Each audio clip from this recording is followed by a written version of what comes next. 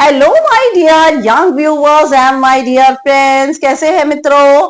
और पढ़ाई अच्छे से चल रही है ना। और टॉपिक जो है वो जल्दी जल्दी ब्राउज करने की जरूरत है क्योंकि एग्जाम आ रहे हैं, है ना। तो you are most welcome in Nayab thoughts in English and myself Renu is here. और आज हम करने जा रहे हैं बहुत ही इंपॉर्टेंट टॉपिक जो कि राइटिंग स्किल का टॉपिक है। उसमें अगर आप थोड़ा सा ध्यान दें, मैं ये नहीं कहती कि आपकी इंग्लिश बिल्कुल परफेक्ट है, आपके ग्रामर के अंदर कोई स्पेलिंग मिस्टेक या आप कुछ भी ग्रामेटिकल मिस्टेक नहीं करते, तो भी अगर आप अच्छे मार्क्स ले सकते हैं। लेकिन ज्यादातर आजकल ऐसा होता है कि ग्रामेटिकल मिस्टेक भी कमिट होती है और स्पेलिंग मिस्टेक भी बहुत ज्यादा स्टूडेंट्स कमिट करते हैं। लेकिन उसके अलावा भी, उसके बाद भी आप इसमें मार्क्स ले सकते हैं राइटिंग स्किल में, क्योंकि राइटिंग स्किल जो है वो एक सब्जेक्टिव सा टॉपिक होता है और इसके अंदर मार्क्स लेना इतना आसान नहीं होता। लेकिन आज मैं आपको बताऊंगी मार्क्स कैसे लेने, एक नंबर जोड़ करके आप राइटिंग स्किल के अंदर ना you will get good marks. ठीक है, सिर्फ थोड़ा सा अगर आपकी इंग्लिश बहुत अच्छी नहीं भी है ना तो भी कोई बात नहीं है, तब भी आप मार्क्स ले सकते हैं। थोड़ा सा सिर्फ ध्यान देना है, स्टेप बाय स्टेप आपको चलना है, तो आप अच्छे मार्क्स ले सकते हैं राइटिंग स्किल में भी। तो आज हम डिस्कस करने जा रहे हैं स्पीच राइटिंग, जो कि इंग्लिश राइटिंग स्किल है और इसका एक बहुत ही इंपॉर्टेंट टॉपिक है English writing skill, speech writing. तो स्पीच होती क्या है एक्चुअली? जो स्पीच है वो एक फॉर्मल एड्रेस होती है। फॉर्मल एड्रेस क्या होती है? एक औपचारिक स्पीच, एक औपचारिक भाषण होता है। स्पीच भाषण को ही कहते हैं ना, जो कि किस लिए दी जाती है? डिलीवर्ड फॉर द ऑडियंस, हमारे ऑडियंस के लिए जो है हम उसको डिलीवर करते हैं, हमारे जो दर्शक है ना उसके लिए हम उसे देते हैं। तो उसके अंदर जो है जब हम स्पीच देते हैं ना, तो स्पीच अगर हमारी अच्छी होगी तो ही सामने वाला हमारे सामने बैठेगा, अदरवाइज तो वो बैठेगा नहीं, है ना। तो इसका मतलब ये हुआ कि हमारी स्पीच के अंदर एक ऐसा मैसेज होना चाहिए जो कि कन्विंसिंग हो। कन्विंसिंग का मतलब उनको विश्वास दिलाने वाला हो। परसुएड, बहलाने वाला। बहलाने वाले का मतलब नहीं कि आप इसे गाना है, लोरी सुना रहे हैं, नहीं। ऐसा होना चाहिए आपको विश्वास, सामने वाले को इस तरीके से विश्वास दिलाना है कि सामने वाले का मन जो है वो आपके काम के ऊपर जो है वो उसको इंटरेस्ट आए। ठीक है, तो यहां पर इंस्पायर भी करे उसको, जो है ऐसी ऐसी इंस्पायर करने का मतलब ये हुआ कि आपको कुछ कुछ कोटेशंस आनी चाहिए। मैं ये नहीं कहती कि जरूरी नहीं है कि बहुत इंपॉर्टेंट जो ऑथर हैं उनकी जो है आपको कोटेशन आए, नहीं, आप खुद भी बना सकते हैं कोटेशन, और ये होती है एक इंस्पिरेशन, है ना। कोटेशन का मतलब ये होता है जैसे कि books are our best friends, reading is the best skill, है ना। तो ये इस टाइप की बिल्कुल आसान आसान आपको कोटेशन बनानी है, बहुत कोई डिफिकल्ट कोटेशन आपको नहीं बनानी। 4-5 कोटेशन, अगर मान लीजिए कोई भी टॉपिक आया उसके लिए आपने 3 कोटेशन सिर्फ फिक्स कर लीजिए, बिल्कुल स्टार्टिंग में रखने के लिए, मिड में रखने के लिए और एंड में रखने के लिए, बस आपको इतना ही चाहिए और कुछ नहीं चाहिए।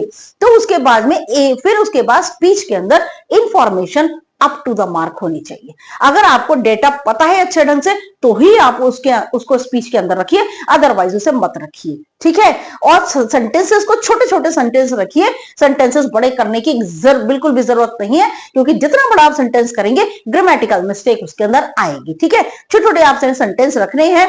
तो हमारी जो स्पीच होती है ना बेटा, वो 5 मार्क्स की आती है। 5 मार्क्स को डिवीजन किए हुए हैं हमने यहाँ पर, देखिए 5 मार्क्स यहाँ डिवीजन किया हुआ है। नंबर 1 जो है मार्क्स दिया हुआ है, वो नंबर 1 होता है फॉर्मेट। ये एक नंबर होता है फॉर्मेट का, आउट ऑफ 5 में से 1 मार्क होता है फॉर्मेट का, और 2 मार्क्स होते हैं कंटेंट के। ये अभी सब आपको बताऊंगी कि ये क्या चीज है। और नंबर 3 पॉइंट है कि 2 नंबर होते हैं हमारे एक्सप्रेशन के, है ना। फॉर्मेट जो होता है ना बेटा, वो एक फॉर्मेट का मतलब होता है कि स्टार्टिंग में क्या लिखना है, उसके बाद क्या लिखना है, ठीक है, और लास्ट में हम स्पीच के थैंक यू जरूर करते हैं। ठीक है, तो स्पीच के अंदर जो फॉर्मेट है वो 1 मार्क का होता है। ये आप इजीली आप ले सकते हैं। कैसे? देखिए, कंटेंट और एक्सप्रेशन की बात भी हम करेंगे, but first of all format. Now यहां पे आइए, जो सबसे पहले हमने देना होता है इंट्रोडक्शन। स्पीच के अंदर हमने देना होता है इंट्रोडक्शन, आफ्टर दैट बॉडी जो कि कंटेंट होती है, और इसी के अंदर जो है एक्सप्रेशन भी आता है बॉडी के अंदर, और लास्ट में कंक्लूजन। हर एक चीज का कंक्लूजन देना इंपॉर्टेंट है। है ना। जब तक कि हम उसका निष्कर्ष नहीं देंगे, हम उसको एंड ही नहीं करेंगे, तो हमारी किसी भी चीज का फायदा नहीं है। जैसे कोई मूवी आ रही होती है ना और उसका कोई एंड नहीं होता, तो हमें क्या लगता है, यार क्या हो गया, ये बड़ी कैसी बेकार सी मूवी थी। और जबकि कई जो कुछ मूवीज होती हैं, कुछ सीरीज भी होती है, उनके आगे बड़ा क्वेश्चन मार्क लगा हुआ होता है कि वो हमें बड़ी बोरियत लगती है ना। तो हर चीज का जो है एंड होना जरूरी है, कंक्लूजन होना जरूरी है। नाउ मैं आपको बताती हूँ कि फॉर्मेट क्या होता है जिसके अंदर आप 1 नंबर ले सकते हैं 5 में से। Out of 5 you can get 1 mark easily. How? देखिए, सबसे पहले स्पीच के अंदर while writing the speech you people should start with the good morning. देखिए, हम कई बार ऐसा होता है कि अगर दोपहर के टाइम में हम स्पीच दे रहे हैं तो it must be good afternoon, है ना। तो स्पीच ज्यादातर स्टूडेंट्स की जो होती है ना बेटा, वो मॉर्निंग में ही होती है, अर्ली मॉर्निंग में होती है, असेंबली के अंदर होती है, क्लास के अंदर होती है, कॉन्फ्रेंस हॉल के अंदर होती है। तो ज्यादातर जो है वो हमने क्या देना होता है, good morning. After that you can use sign of exclamation. Okay, now उसके बाद आपने देना है रिस्पेक्टेड प्रिंसिपल। अगर यहां जजेस हैं तो रिस्पेक्टेड जजेस, ठीक है। रिस्पेक्टेड जजेस were the principal and teachers. अगर प्रिंसिपल भी बैठे हैं, टीचर्स भी बैठे हैं, तो आपने उसी हिसाब से जो है यहां पर जो एडजेक्टिव यूज करना है, ठीक है। अगर जजेस हैं तो रिस्पेक्टेड जजेस। अब यहां पर अगर प्रिंसिपल है, respected principal were the teachers and my dear friends. अगर फ्रेंड्स बैठे हैं आपके, ठीक है, और नहीं बैठे, सिर्फ जजेस बैठे हैं, टीचर्स बैठे हैं, तो आपने जो है वो सिर्फ जो है आपने उतना ही लिखना है जितना सामने जो बैठा हुआ है। ये क्वेश्चन में आता है कि आपको मॉर्निंग असेंबली में देनी है। मॉर्निंग असेंबली का मीनिंग ये हुआ कि आपको गुड मॉर्निंग करना है ना। और अगर आपने मॉर्निंग असेंबली स्कूल में देनी है तो प्रिंसिपल भी होंगे। अगर प्रिंसिपल नहीं है तो डोंट वरी, टीचर्स होंगे और डियर फ्रेंड्स होंगे। इसी टाइप से आपने यहाँ पर देना है। ये क्वेश्चन में लिखा हुआ आता है। नहीं आता तो you people can write just like that. Okay, now यहाँ पे respected principal were the teachers and my dear friends I. अब यहाँ आई के बाद ना आपको अपना नेम लिखना है। आपका नेम यहाँ पर आएगा, आपका नेम जो है यहाँ पर आएगा और आपने अपना जो है वो नेम यहाँ पर लिखना है, ठीक है। और नेम लिखना है, क्लास अगर लिखना चाहते हैं लिख सकती हैं आप, डोंट वरी, लिख सकती हैं।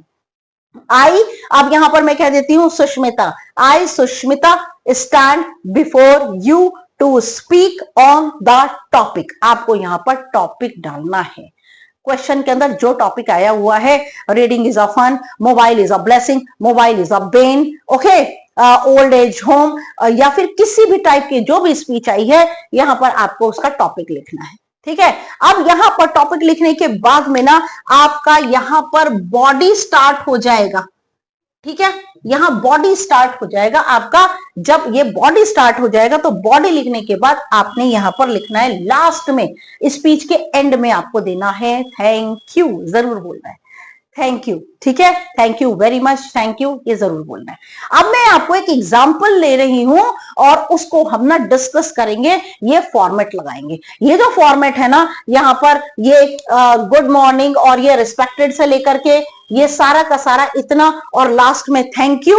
सिर्फ बॉडी नहीं, बॉडी की बात नहीं कर रही मैं, सिर्फ इतनी सी जो फॉर्मेट है ना, इसका 1 मार्क है। लेकिन इसका यह मतलब नहीं कि आप सिर्फ फॉर्मेट बनाकर आ जाएंगे और बॉडी में कुछ लाइनें नहीं लिखेंगे, you will get 0 marks, mind it. इसको याद रखिए, जब तक कि बॉडी के अंदर यहां पर कोई कंटेंट एक्सप्रेशन आप नहीं दोगे, फॉर्मेट के नंबर भी 0 हो जाते हैं। It will be big 0। Okay, तो आपने कंटेंट में कुछ भी लिख सकते हैं। क्वेश्चन के अंदर बहुत बातें आई हुई होती है, you can write anything. Now यहां पर हम आ जाते हैं। मैं एक क्वेश्चन आपके साथ डिस्कस कर रही हूं ना। यस, देखिए, ये तो हमने बात की फॉर्मेट की। ओके, नाउ देखिए,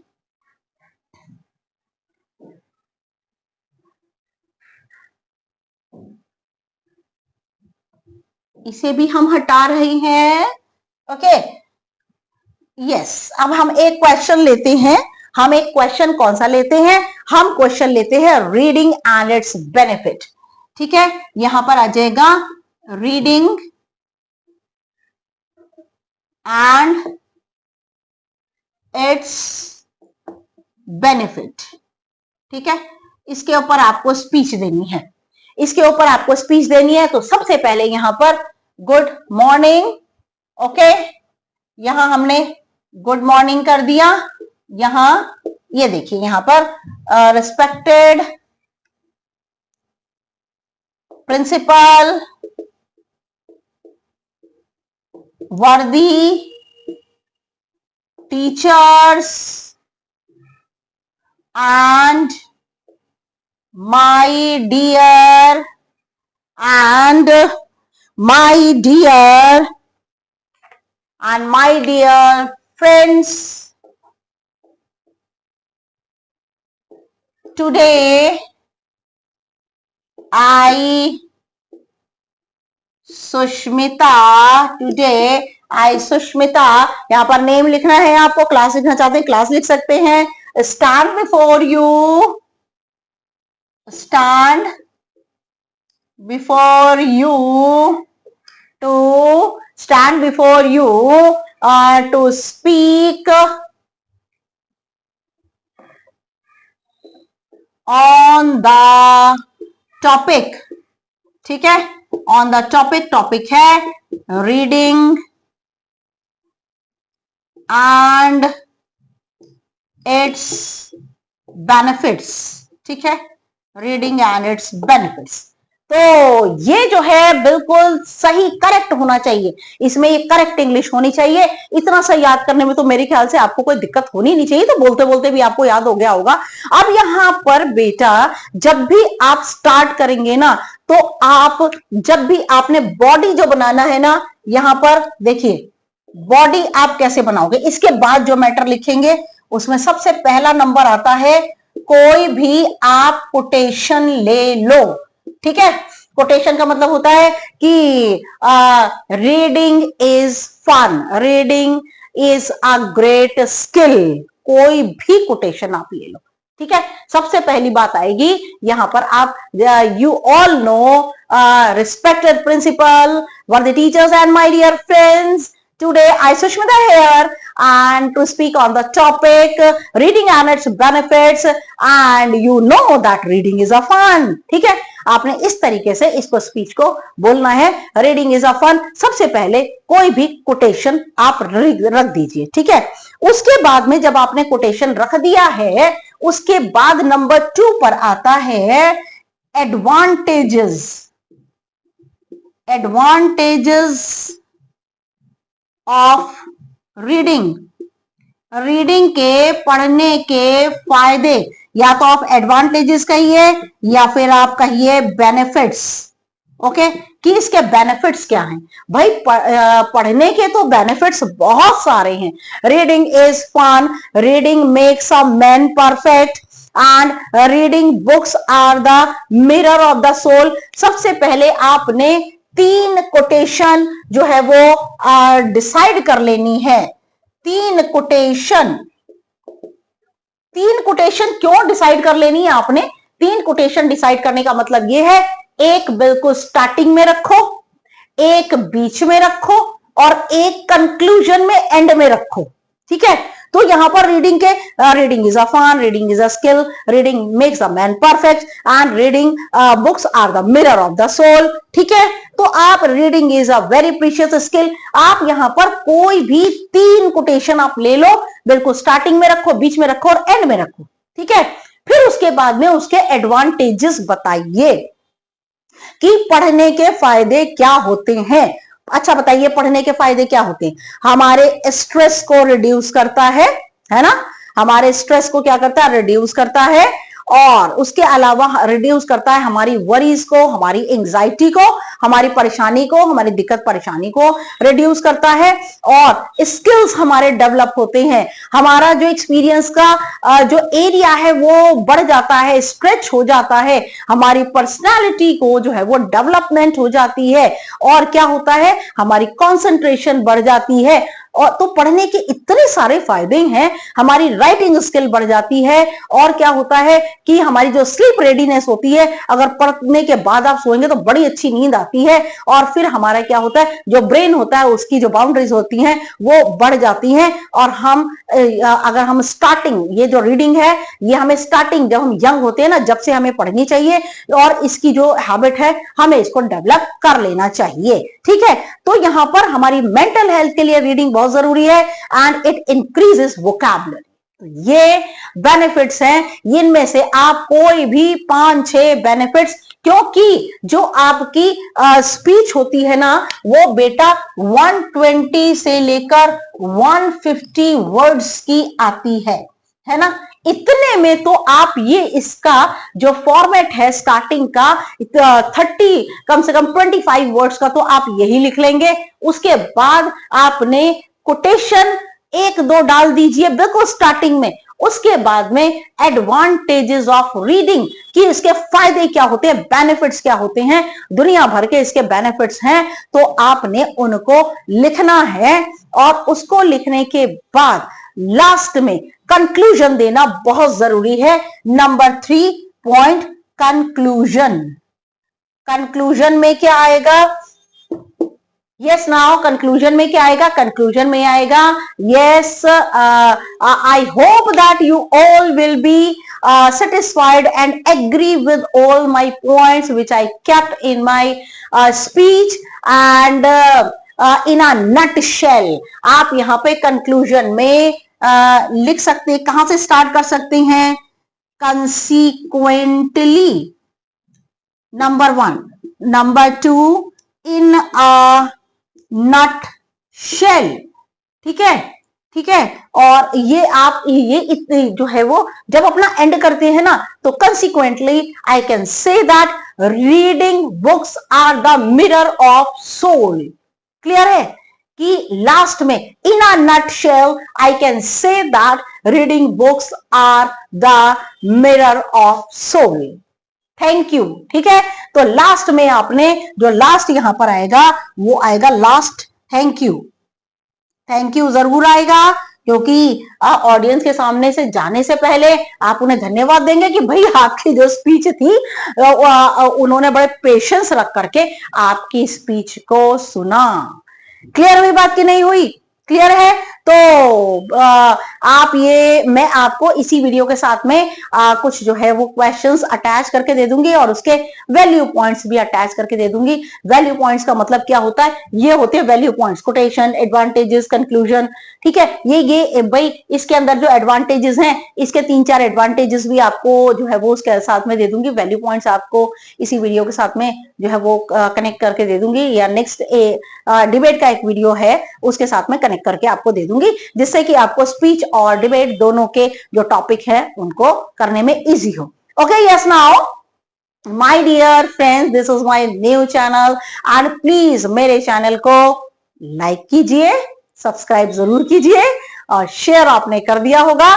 और thanks for watching my video, और नेक्स्ट वीडियो तक के लिए my dear friends, good luck and good bye.